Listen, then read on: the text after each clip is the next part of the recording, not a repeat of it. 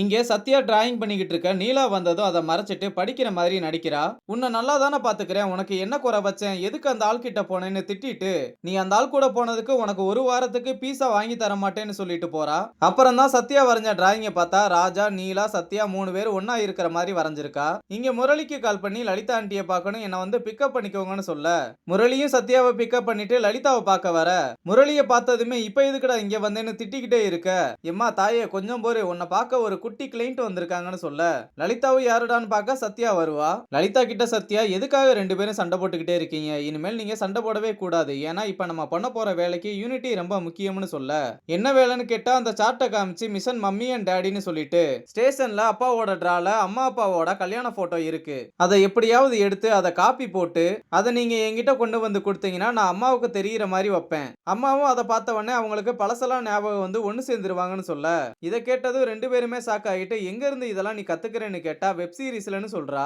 இங்க ஸ்டேஷன்ல எல்லாரும் உட்காந்து சாப்பிட்டுட்டு இருக்கும்போது ஜீவா மட்டும் சாப்பிடாமலே உட்காந்துருக்கான். ஏன்டா இன்னும் சாப்பிடாம இருக்கேன்னு கேட்டா ஸ்பென்சிக்கு பிடிச்ச எராத்தோக்கு கொண்டு வந்திருக்கேன், நாங்க 2 பேரும் சேர்ந்து சாப்பிட போறோம்னு சொல்ல அப்ப ஸ்பென்சி வந்ததுமே இனியா என்ன மாப்பிள்ள பிடிச்சிருக்கான்னு கேட்க ஓகே தானு ஸ்பென்சி சொன்னதும் ஜீவா ஷாக் ஆயிடுறான். இனியாவும் ஜீவாவை வெறுப்பேத்துற மாதிரி ஸ்பென்சிக்கு கல்யாணம் ஆக போகுதுன்னு கத்திக்கிட்டு இருக்கா. அப்பையும் கூட ஜீவா முயற்சியை கைவிடாம உனக்கு பிடிச்ச எராத்தோக்கு கொண்டு வந்திருக்கேன் சாப்பிடுன்னு சொன்னா இல்ல வேணாம் நாங்க 2 பேரும் நைட்டு டின்னருக்கு போறோம்னு அடுத்த குண்டை தூக்கி போடுறா. இதை கேட்டதும் ஜீவாவோட மூஞ்சிய பார்க்கணுமே. இங்க ராஜாவோட ரூம்ல ராஜா இல்லாதப்போ முரளி வந்து கல்யாண போட்டோவை எடுக்க சரியா அந்த நேரத்துல ராஜாவும் அங்க வந்து என்னடா பண்றேன்னு கேட்டா ஒண்ணும் இல்ல ரொம்ப தூசியா இருந்துச்சு அதான் தட்டிக்கிட்டு இருக்கேன்னு சொல்லிட்டு கிளம்ப ராஜாவும் என்ன அதிசயமா என்னென்னமோ பண்ணிக்கிட்டு இருக்கான்னு டிராவை திறந்து பார்த்தா போட்டோ இருக்காது. முரளியும் ஒரு ஸ்டூடியோவுக்கு போயிட்டு வேகமா அதை காப்பி போட்டு வர ராஜா இங்க அந்த போட்டோவை தேடிக்கிட்டு இருப்பான். முரளியும் தெரியாத மாதிரியே என்ன சார் எதையோ தேடிக்கிட்டு இருக்கீங்கன்னு கேட்க ஒரு போட்டோ டிரால வச்சிருந்தேன் அதை காணும்னு சொல்ல முரளியும் ராஜா அந்த பக்கம் திரும்பிக்கிட்டு இருக்க கேப்ல கீழே போட்டுட்டு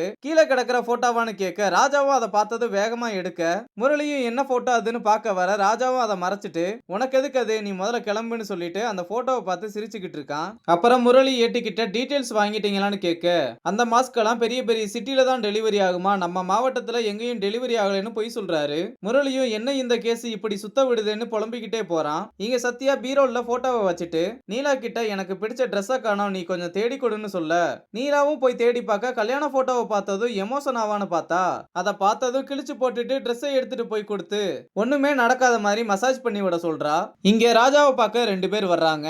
அதுல ஒருத்தர் சுரேஷ் கேஸ்ல அவங்க அனுப்பின லெட்டரை அனலைஸ் பண்ணிட்டு இந்த லெட்டர்ஸ் எதுவுமே ஸ்டேபிளா இல்ல, ஒவ்வொன்றுமே ஒவ்வொரு மாதிரி இருக்கு, இதை எழுதினவங்க கண்டிப்பா போதையில இருந்திருக்கணும், வயசும் 20க்குள்ள இருக்க வாய்ப்பு இருக்கு, அதுவும் இல்லாம இதை எழுதினவங்க ஒரு லெஃப்ட் ஹேண்டட் பர்சன் சொல்லிட்டு இது கண்டிப்பா ஒரு ரெக்கார்ட் நோட்டோடது, பேப்பர்ல ஒரு சில கெமிக்கல் பார்ட்டிகல்ஸும் இருந்திருக்கு, அப்ப இத காலேஜ் கெமிஸ்ட்ரி லேப்ல தான் எழுதியிருக்கணும்னு சொல்ல ராஜாவும் இதை கேட்டு ரொம்ப சந்தோஷமா இப்பதான் இந்த கேஸ்ல கிளியரான ரூட் கிடைச்சிருக்குன்னு நன்றி சொல்றான். இதோட இந்த எபிசோட முடிச்சிருக்காங்க.